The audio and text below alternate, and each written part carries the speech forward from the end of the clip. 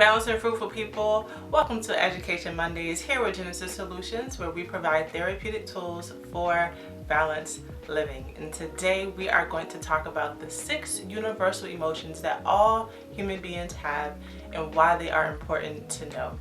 So you may have seen Pixar's or Disney's Inside Out and kind of getting a glimpse into the mind and how our brains process emotions, the different types of emotions that we have, and how our bodies and behavior can kind of respond to them. But I want to give us an opportunity today and working through that education piece to let you know what the 6 specific ones are and how they impact how we behave with ourselves, with other people, and what it is that these emotions are trying to communicate and what desired needs they're trying to meet. So we are going to do a little bit of a interactive video today. I'll show some facial expressions that are consistent with these 6 universal emotions to see if you can identify them without me giving the information first, and then we'll talk about it a little later on. I also have a supplemental video with this one that is going to be released on Friday so that you can have an opportunity to go through a worksheet that I've created to help you to really look at the function of emotions and then the 6 universal emotions, along with an additional one that I think is really good to know, how that shows up for you specifically. You'll have a chart, you'll have some step-by-steps to help you to really look at what it is that you do, and that will be available for you. It'll be linked up above or even in the description, so check that out after you finish watching this one. So if you are ready to learn a little bit more about the 6 universal emotions, let's dive in. So take about 15 seconds to look at each of these photos, paying attention to the facial expressions to guess what emotion they may be experiencing and expressing.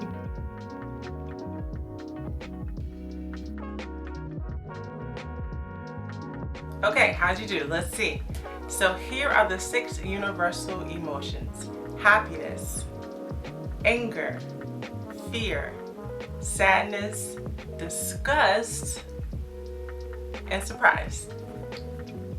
Were you able to answer at least 3 or identify at least 3? If so, great job. I think it's really good for us to be able to look at the whole body to help us to kind of get some context into what someone may be feeling or experiencing emotionally, because our facial expressions are the quickest way that we can communicate to someone else what we are feeling or emotionally experiencing on the inside, and that can be a way to let them know what we need them to do as we are experiencing these emotions. Okay, so we have these emotions are coming from the emotion theory that was developed by psychologist Paul Ekman.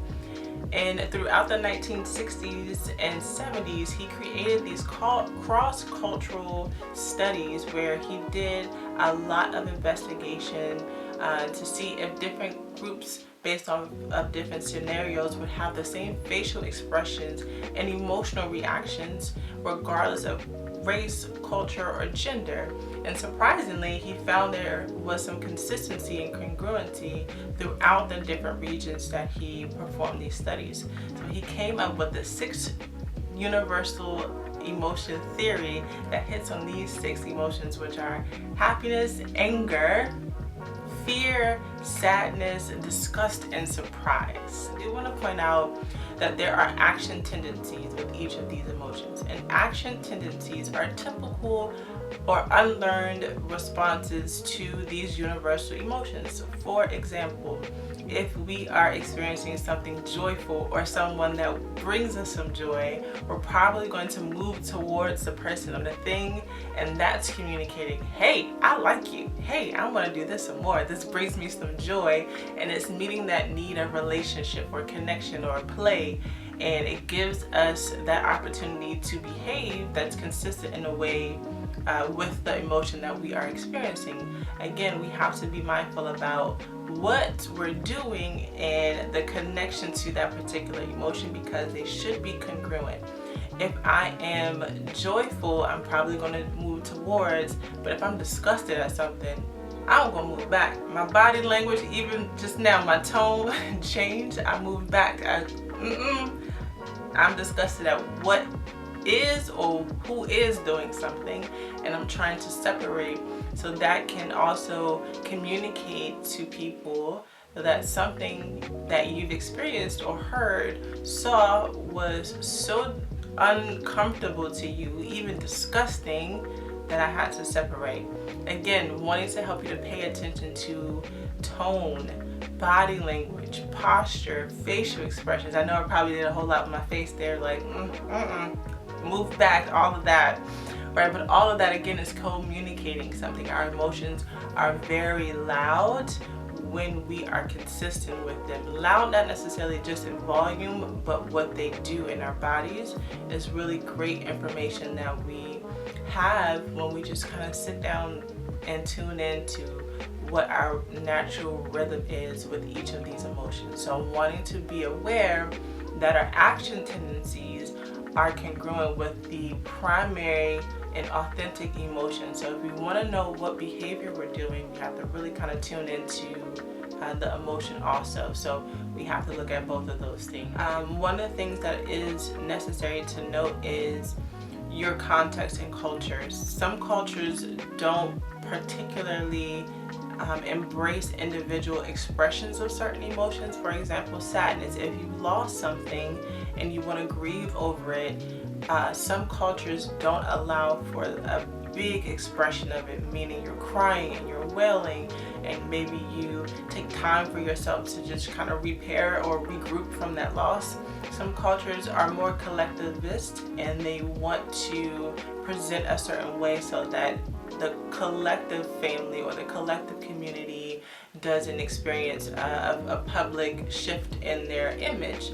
And some other cultures may readily express those emotions without hesitation. So it just really depends on your context and your culture to really look at how you have learned to respond to these primary or universal emotions, because that does matter. I just wanted to give space to talk about that reality because we need to understand the context that we're in to see how that does impact how we relate to our emotions. We may have biological disorders or biological disturbances where we may not be able to fully express some of these emotions because of some nerve damage or trauma, and that can be really hard to express some of these emotions.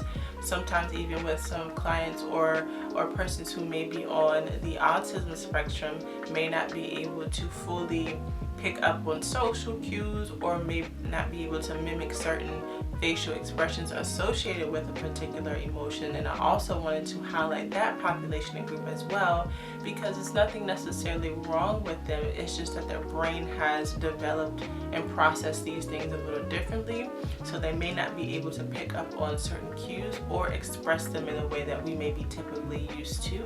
But there are still ways that they can relate to us and that we can relate to them in a way that keeps the community and the collective family or unit or relationship safe and healthy too. So I just wanted to point out those cultural and personal considerations when we're talking about emotions.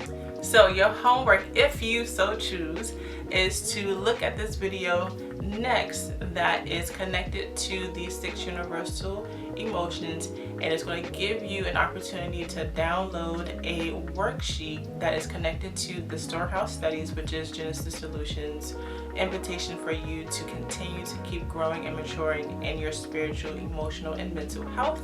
It's going to give you an opportunity to look at how you relate to those 6 universal emotions, and also give you a moment to kind of reflect on what you are trying to communicate when you experience the emotion, what action you're going to take, and then also what desired need you're trying to meet as you're moving through those emotions. So if you are interested, click on that video next.